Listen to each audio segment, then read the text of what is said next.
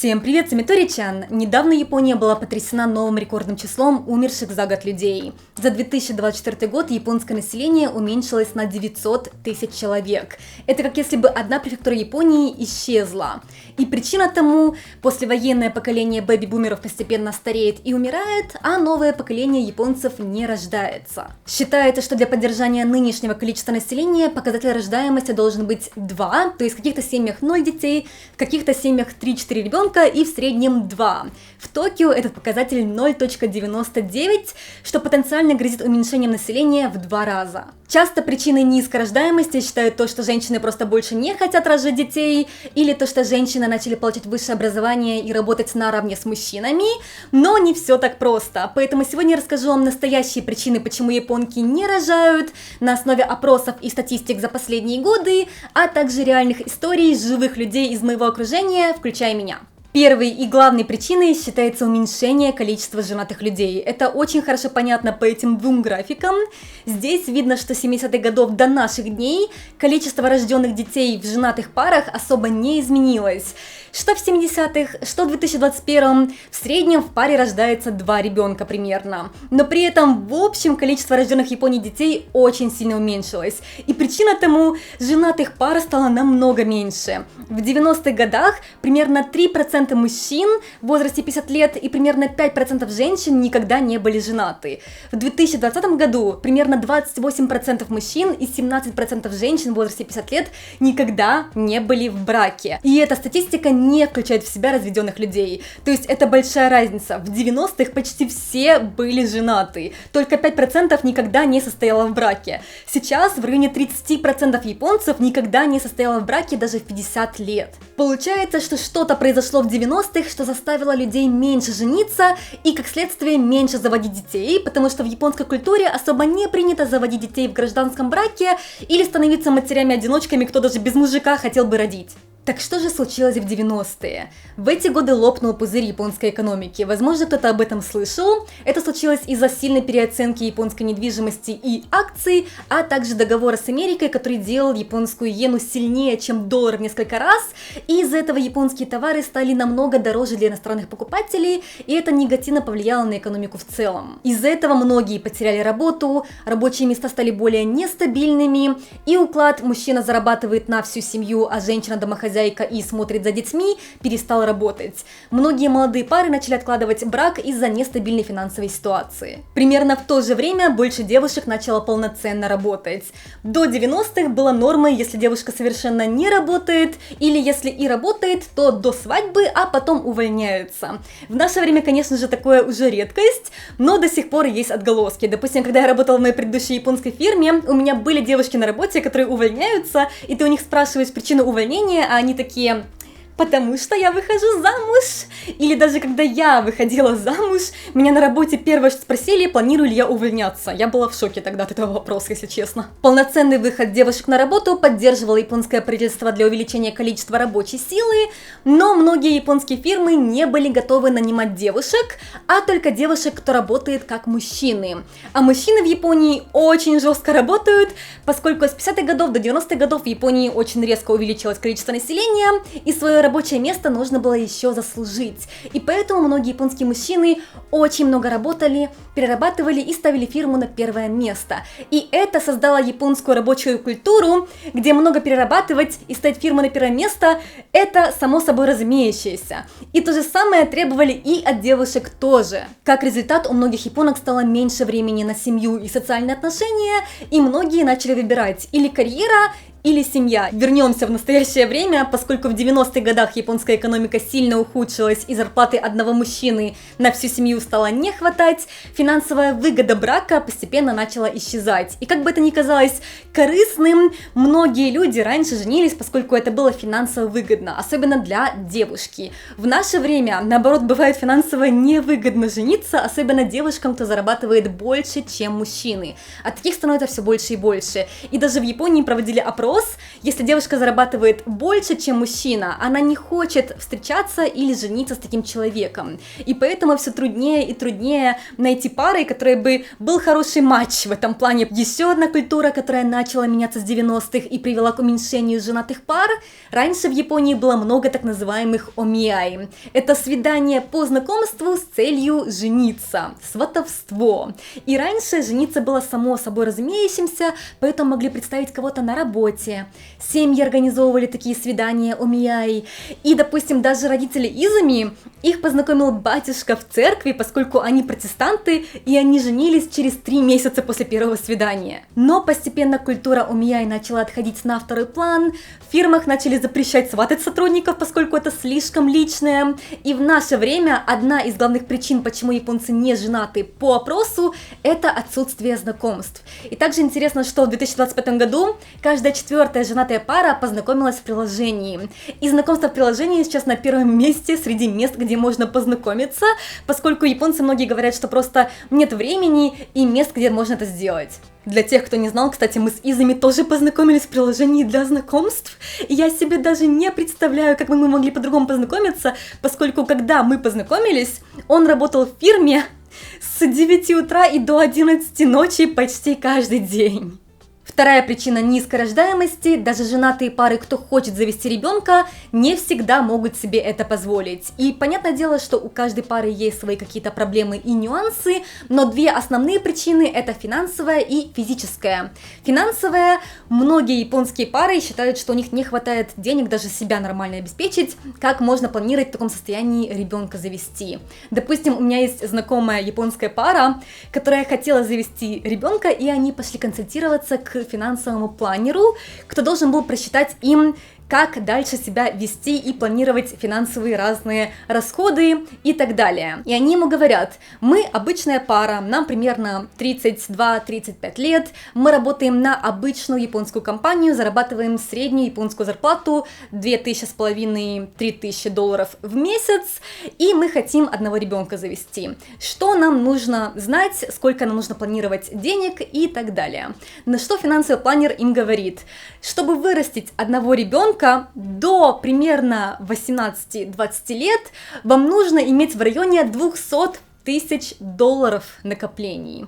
Поскольку, видно, он посчитал, что в Японии платные детские садики, бывают платные школы частные, также университеты платные, еда на ребенка и разные другие расходы, и все это за примерно 18-20 лет жизни ребенка будет стоить $200 000.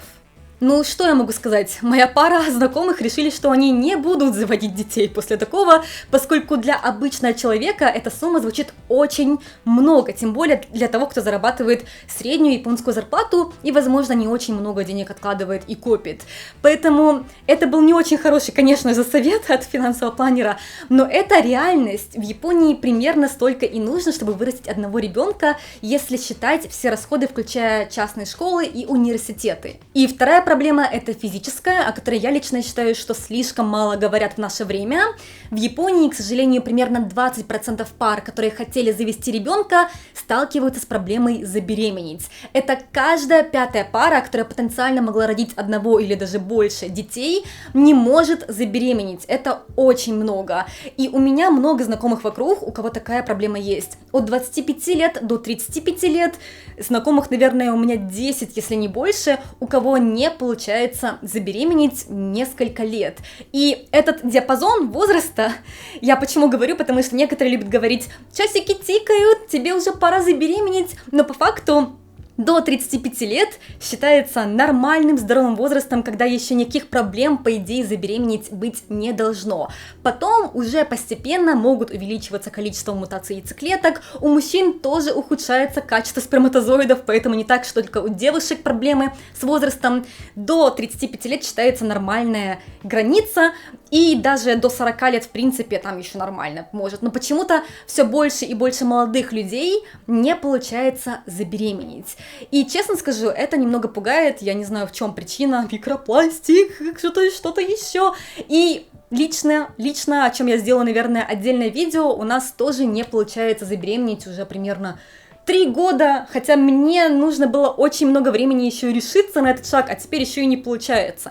Поэтому комментарии, когда дети забеременеть, пора уже часики тикают, пожалуйста, перестаньте мне писать, я уже устала их читать. Третье. После рождения ребенка женщинам трудно полноценно вернуться на работу. Как я ранее сказала, в нашей экономике трудно прожить на зарплату одного мужа, поэтому многие женщины хотят вернуться на работу после рождения ребенка, и даже если им нет такой финансовой необходимости, все равно многие хотят вернуться для продолжения карьеры и личного роста, но в наше время это не всегда просто сделать, поскольку многие японские компании не хотят нанимать женщин, у кого есть дети, и даже вернуться на свою бывшую компанию можно только на полставки, не на полную ставку чаще всего. Когда я работала в архитектурной фирме, было много девушек, у кого были маленькие и даже не очень маленькие дети, кто работал не полный день до 4 вечера, чтобы потом можно было забрать детей из детского садика или школы, потому что в Японии чаще всего этим занимается жена, а мужчина не принимает в этом участие, поэтому девушке нужно заканчивать работу раньше, чем обычный рабочий день. И обычный рабочий день, по идее, должен заканчиваться в 5 вечера, но поскольку многие перерабатывают, многие оставались в фирме до 8 вечера, 10 вечера, 12 ночи и так далее. И девушек с детьми, кто работал всего лишь до 4 вечера, не воспринимали как полноценную рабочую силу и не давали им нормальных проектов для карьерного роста, а давали только такую очень простую, примитивную работу, вроде как «пойди отксерь вот это, отправь вот этот вот факс». Единственной женщиной в моей команде, у которой получилось добиться хорошего карьерного роста, несмотря на то, что она была матерью, была моя дизайнер-лидерша, которой было 48 лет примерно, и у нее был единственный ребенок, которому было примерно 2 года, и у нее получилось это сделать только потому, что она в молодости очень много работала и доказала, что она хороший профессионал в своем деле, и поэтому, когда она уже родила и взяла короткий рабочий день до 4 дня, многие знали, что ей можно доверять в этом плане. И даже забирая ребенка в 4 часа из садика, отводя его домой, убирая, готовя, моя его до 9 вечера, укладывая его, с 9 вечера и до 2-3 ночи она работала онлайн, еще на удаленке дома. То есть у нее все равно была необходимость работать еще и вне ее официального рабочего дня, чтобы успеть всю норму, которую на нее сваливали, и плюс, чтобы доказать, что она полноценный сотрудник, даже несмотря на то, что она мать. И это при том, что фирма, где я работала, считалась одной из самых лучших дизайнерских архитектурных фирм в Японии, самых больших и белых, где сотрудники защищенные по идее. И внешне многое было подготовлено для матерей. У нас были специальные комнаты для отдыха матерей, где даже были холодильники, где можно было хранить откачанное молоко. Также можно было брать неполный рабочий день. Были декреты не только для женщин, но и мужчин тоже. Но при этом менеджмент был совершенно не готов к тому, чтобы женщины могли нормально работать, даже когда у них родились дети. Четвертое. Нынешнее общество построено для одиноких людей. Поскольку количество женатых людей, а также семей, у кого есть дети, постепенно уменьшалось, в наше время быть одиноким совершенно нормальным считается, и общество под это подстроилось. Я уже рассказывала, что в Японии очень много квартир для одного человека, маленьких размером 20 квадратных метров всего лишь площадью, и даже есть квартиры, где нельзя держать детей. Допустим, у нас такая была квартира раньше в Токио, где в контракте было прописано, что нельзя держать животных, на пианино играть и детей тоже заводить. Поэтому это не редкость в Японии. Также много ресторанов, где только для одного есть столы и нельзя с детьми заходить, и даже мышление тоже поменялось. Некоторые японцы перестали понимать не то, что зачем дети нужны, а зачем в принципе отношения даже нужны. Допустим, есть вот такой вот опрос у одиноких японских мужчин, почему они не хотят жениться, и номер 1 причина – они не хотят терять свое личное время. Или, допустим, в разговоре с японскими девушками, которые не хотят выходить замуж, я поняла, что многие просто не хотят терять свою карьеру и финансовую независимость, потому что боятся, что, родив ребенка, что ожидается обычно в браке, они не смогут больше вернуться на работу, поскольку многие японские мужчины, к сожалению, даже в наше время не берут ответственность за ребенком, за домом, даже если двое работают одинаково. А с другой стороны, я слышала разговоры японских мужчин, которые не понимают, зачем тратить свои заработанные деньги на кого-то другого, даже если это твоя девушка, жена или ребенок. Это, конечно, не статистика, но вот такая вот атмосфера сейчас в Японии есть. И даже не очень хорошее отношение к людям, у кого есть дети, в принципе, иногда просматривается тоже, что немного пугает. Допустим, в последнее время в Японии есть такое слово, называется комочи сама. Это можно перевести, если дословно, как человек с ребенком, но если передать атмосферу слова, это что-то вроде человек с прицепом, потому что многие люди, особенно в интернете, японцы анонимно, пишут, что вот эти вот комочи сама люди с прицепом используют свою позицию им в выгоду, так что люди, у кого нет детей, чувствуют себя ущемленными. Допустим, если у такого человека, у кого есть ребенок заболел внезапно, они могут взять выходной в тот же день, при этом работа, которую должны, по идее, были делать эти люди, переходит к людям, у кого нет детей, и они из-за этого перерабатывают, и вся вина на тех, у кого есть дети, что вы завели детей, это ваша ответственность, что вы расплодились. Есть такая атмосфера, хотя по факту это просто вина плохого менеджмента, кто плохо работу распределяет, по идее. И пятое, нет уверенности в завтрашнем дне. Многие японцы считают, что нынешнее управление страной и реформы, которые вводят для увеличения рождаемости, делают ситуацию только хуже. Простой вывод, который можно сделать из этого видео и разной аналитики: в Японии низкая рождаемость, потому что многие пары не женятся, потому что не могут себе финансово этого позволить, и даже те, кто женился, не заводят детей или заводят только одного ребенка, потому что у них очень жесткий график работы и финансовые трудности. Как вывод, многие аналитики, и я тоже, считают, что это можно было бы исправить, если сделать реформу по улучшению рабочих условий труда, допустим, ограничить количество переработок, или увеличить оплату за сверхурочные часы, хотя бы как в Европе, или ввести более короткий рабочий день. Это фейк, что в Японии ввели 4-дневную рабочую неделю, это пытаются сделать только в Токио, в некоторых госучреждениях, а не везде. Многие японцы работают 5 или даже 6 дней в неделю, почти без выходных. Или, допустим, сделать более длительные выходные, более длительный декрет, который могут реально мужчины брать тоже, а не только женщины, и так далее. Это могло бы как-то сподвигнуть людей жениться и рожать детей.